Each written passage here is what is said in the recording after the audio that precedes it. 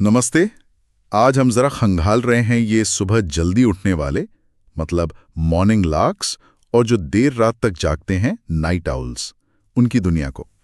हमारे पास ना एक क्रोनोटाइप गाइड है और कुछ ऑनलाइन फोरम जैसे रेडिट वगैरह से भी कुछ बातें उठाई हैं।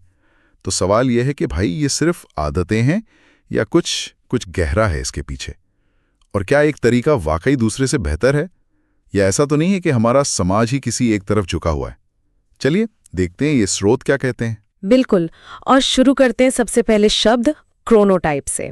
ये असल में हमारे शरीर की एक अंदरूनी पसंद है कि हम दिन के किस समय ज्यादा एक्टिव, ज्यादा ताज़ा महसूस करते हैं, सुबह में या शाम में। ये कोई मर्जी वाली बात नहीं होती, ज्यादातर हमारी बायोलॉजी हमारी जैविक बनावट से जुड़ी है। अच्छा, तो ये सिर्फ सुबह उठना या रात जागना नहीं, बल्कि हमारी बॉडी क्लॉक है। और गाइड में लिखा था कि करीब 40% लोग लार्क्स हैं, 30% आउल्स, और बाकी बीच वाले। मतलब काफी लोग हैं जो सुबह 9 बजे शायद उतने फ्रेश ना हों। हाँ बिल्कुल। और इसके पीछे है हमारी वो अंदरूनी घड़ी जिसे सर्काडियन रिदम कहते हैं। इसमें जीन्स का, हमारे डीएनए का बहुत बड़ा हाथ है। वही तय करते हैं कि हमारी ये घड़ी तेज चलेगी या धीमी। फिर उम्र है, हमारा माहौल, खासकर रोशनी, ये सब भी असर डालते हैं। और एक दिलचस्प बात ये भी है, विकास के नजरिए से सोचे तो एक ही ग्रुप में अलग अलग सोने जागने वाले लोग शायद फायदेमंद रहे होंगे। मतलब कोई सुबह जल्दी उठकर पहरा दे रहा है, कोई देर रात तक, सेफ्टी के लिए। ये कोई इंटरेस्टिंग पॉइंट है। तो फिर पहले मॉर्निंग लॉक्स की बात करते हैं।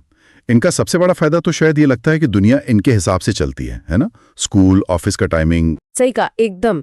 और रिसर्च भी कुछ ऐसा इशारा करती हैं।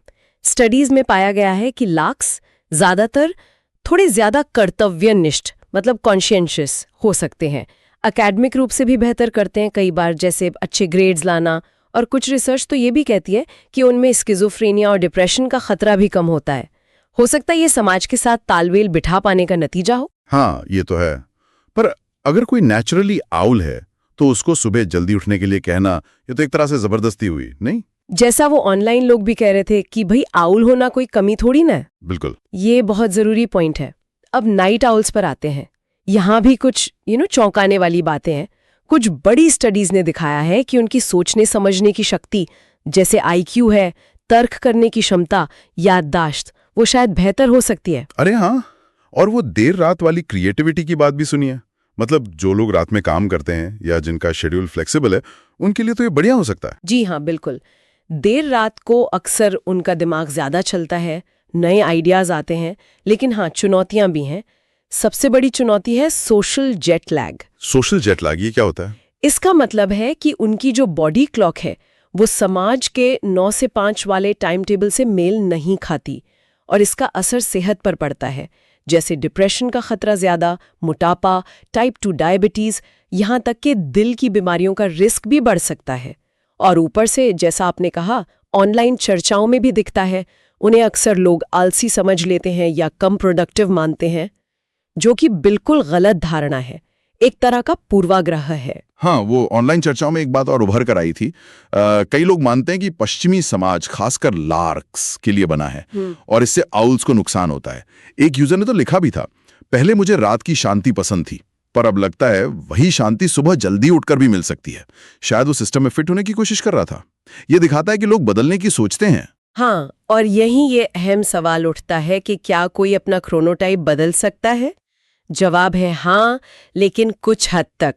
जैसे अच्छी नींद की आदतें अपनाना, सुबह उठकर भरपूर रोशनी लेना, सोने जागने का एक पक्का रूटीन बनाना, इनसे फर्क पड़ सकता है। कुछ छात्रों पर स्टडी हुई, उन्होंने ये सब किया तो दिन में नींद कम आई, ग्रेड्स बेहतर हुए। पर जेनेटिक्स जो हैं वो एक बेसिक सीमा तय कर देते हैं।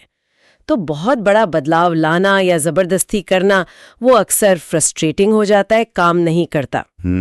ओके। तो फिर प्रैक्टिकल सलाह क्या हो सकती है? अगर कोई लार्क है वो तो अपनी सुबह की एनर्जी इस्तेमाल करे, और अगर कोई आउल है तो आउल अपनी रात की क्रिएटिविटी का फायदा उठाए। कोशिश करे ऐसा काम ढूंढने की जहां टाइमिंग थोड़ी फ्लेक्सिबल हो। और शायद सबसे जरूरी चीज है निरंतरता। मतलब आप कितने बजे सोते जागते हैं, इससे भी ज्यादा जरूरी है कि आप रोजाना लगभग उसी समय पर सोएं और जागें। वीकेंड पर भी बहुत ज्यादा ना बदलें। इसके अलावा सही समय पर खाना खाना, रोशनी का ध्यान रखना, खासकर सुबह की रोशनी, और रेगुलर एक्सरसाइज, ये सब भी आपकी रिदम को थोड़ा सेट करने में मदद कर सकते हैं। और हाँ, कंपनियों को, एम्प्लॉयर्स को भी ये सोचना चाहिए, क्या फ्लेक्सिबल शेड्यूल देने से हर तरह के क्रोनोटाइप वाले कर्मचारी अपना बेस्ट नहीं दे पाएंगे?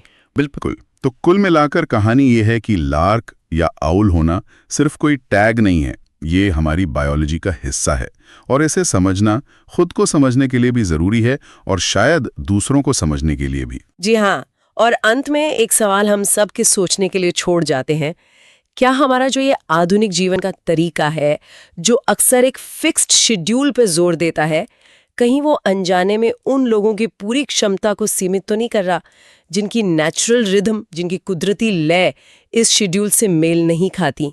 इस पर विचार किया जा सकता है। आज हमारे साथ इस दिलचस्प विषय की गहराई में उतरने के लिए आपका बहुत बहुत शुक्रिया।